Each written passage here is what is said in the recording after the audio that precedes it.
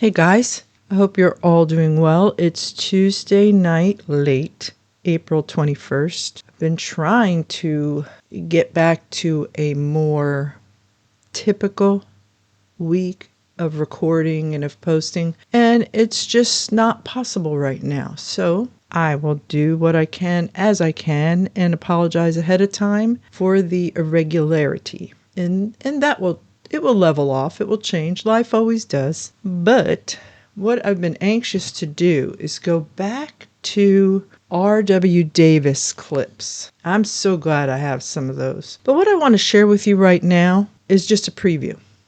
So I think it's important to go back to what were the actual beginnings of this group? What was the philosophy? What was the mindset, let's say that, of Davis? And let's match it against the Bible, the King James Version, the only one that this group accepts. I wonder what Jesus read. We know what he read because he read from it.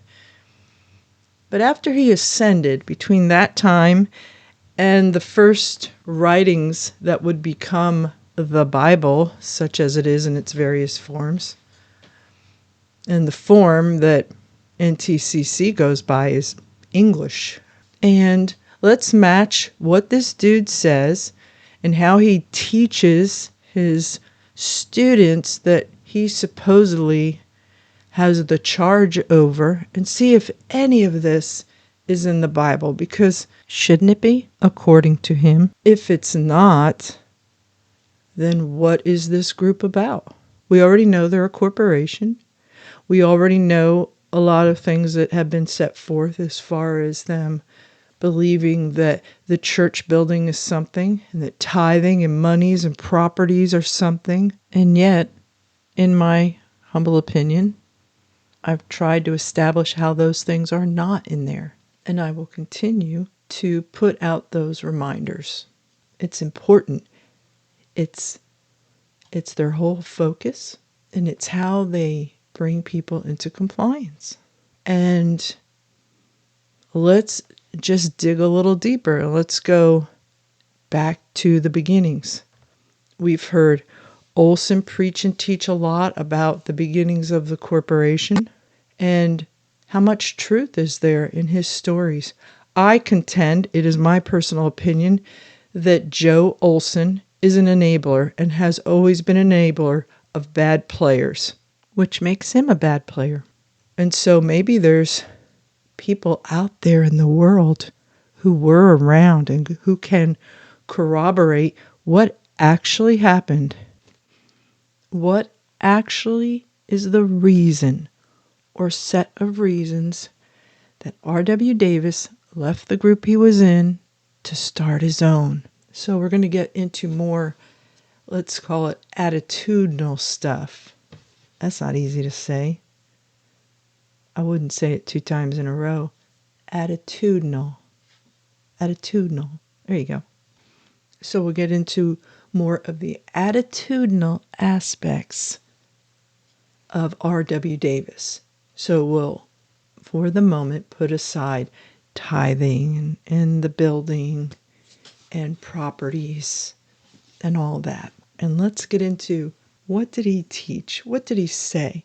So this is going to be about really listening to what he's saying and putting this in the context of someone who broke away from another group, another church group, and now he's in charge of everyone, maybe even to the point where he appears to replace God in the lives of his ministers and students and followers. And so when we have clips such as we've been provided, not a lot of them, but enough, and enough of us were around in those early decades that can attest to the fact and use those. I'll say we can use these clips as a jumping off place for what he taught us. And now we can look at it and say, and listen, and mull it over, and and match it up against the God and the Bible and the mission from the Bible that he said he believes in and he was raised up for.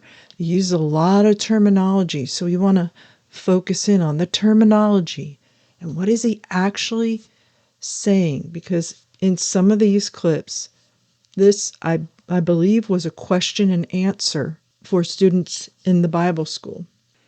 And the time frame is, I believe, the late 70s. Let's say mid to late 70s. So now we really want to dig around in not just these outward things, such as the buildings and the money and the properties and all, but how did he exert control? What kind of man was he? Let's just give you a few clips about what's coming up. This is one of the questions that he reads off that someone asked him. I am a student in Bible school, here in Bible school, and I've been here a couple of years. How would I know that I'm called to preach? And this is from when the school, seminary, college, they've called it everything through the years, when it was in St. Louis, Missouri. How would I know that I'm called to preach? Now, everyone is called to preach differently. Man, that's an awesome sentiment. The only thing is, you had to fit Davis's mold for his corporation on what you were called to do and how you were to go about it, even how you were to worship in a service.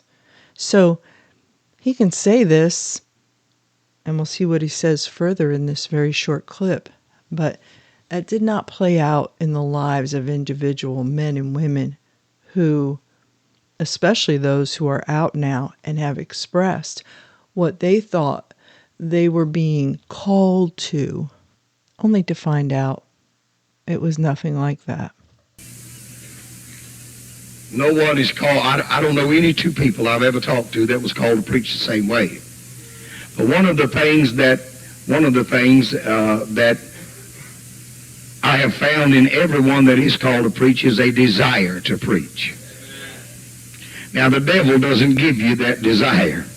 This is something I would really like to explore in the context of groups like this, because we've heard this as those of us who have left this group and are told.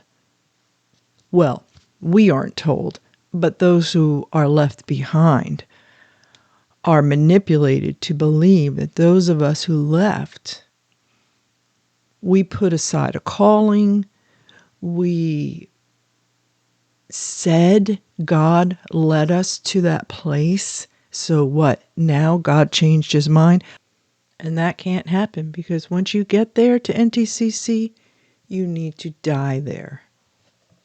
Of course, when it comes to Christian standards and all, it's okay that God can change his mind with that. Through the leadership, of course, of NTCC. That's the only way God does it. In your heart, maybe you thought, what is wrong with bowling? What is wrong with going to sports games or taking my child to them? Well, what was wrong was just having the desire to do that was an indictment against you and your Christianity. But to go forth and do it, especially as a student or a minister, no. That would make you lose your minister's license. But now it's okay. It's okay. Go do it. But it didn't become okay until the self-appointed man of God said it was okay. And actually, Mike gaslights now that it never was a thing. None of these things were a thing. But we came with some receipts on that. And FactNet is still out there too.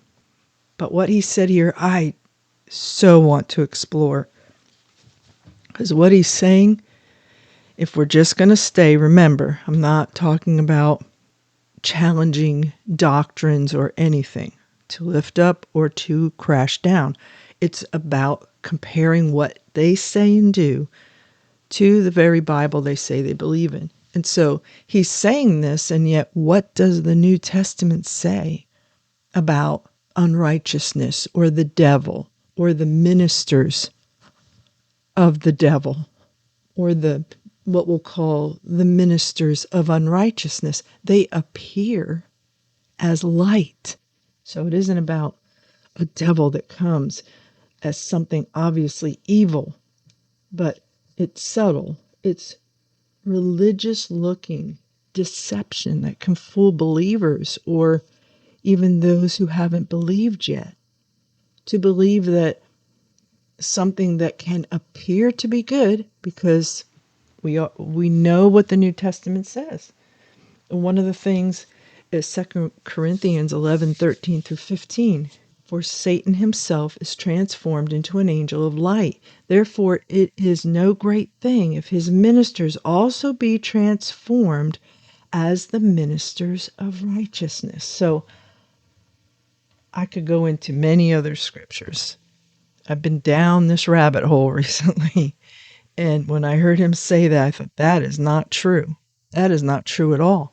That is one of those things. It's very subtle and it gets in your mind. You're like, oh, of course, this organization's of God. I mean, they use the Bible and they talk about Jesus and they talk about Jesus being God and they talk about faith. So why would the devil do that? And yet that ignores so many scriptures just in the New Testament alone. So again, something just to ponder. The devil doesn't give you that desire. Let's move along. Again, he said other things on this topic, but this is just a preview clip. Here's another quick one on the topic of being called to the ministry or to preach. And they are under a misconception that they'll open their mouth, God will fill it, he will, with hot air. I played some clips recently of Mike Keckle up in Graham talking about talk preaching. And I mentioned in that same video, I believe, about how that all of this pulpit delivery stuff, this lecture style, but yet with yelling, you have to yell because that's preaching, and that's God can't speak to a heart unless he yells it into the ears. If they had, I've said this many times, I'll keep saying it, if they really believe what the Bible says and what the model and pattern is, it's to preach, teach, whatever you want to call it, as Jesus did. He's the premier example, right? He said you would do greater works than he did. But would you stray from how he did it? If he didn't raise his voice in the streets, why are you doing that with yours? But you not only have this pulpit delivery stuff and having 3 points and a conclusion and all this formatted stuff, how to do a service, how to be a song leader, how to be a service leader, how to bring someone to the altar, how to have the ambiance of the music. All of that. Is any of it anything? What's the point of it? I made reference many times to the idea that if you were putting forth the message, truly, people should be not having to be coaxed out of their door because you're knocking on it like a Jehovah's Witness. When you don't have faith, then there's fear to go out and to just trust. They trust in their format. They trust in saying all Christians pay tithe and give an offering because they all say it. For every song service, it's lift your hands and praise the Lord. They all lift their hands and do what they're told. There's nothing. Where is the place where God can come in and just work as he wants to and just use a vessel? So we have to explore these things because these are some of the ways in which the manipulation happens. It's manipulation because it causes you to believe something that's not true. They even will tell you that they follow the King James Version of the Bible only. So there's the book to go to find things. What would happen if you asked these questions?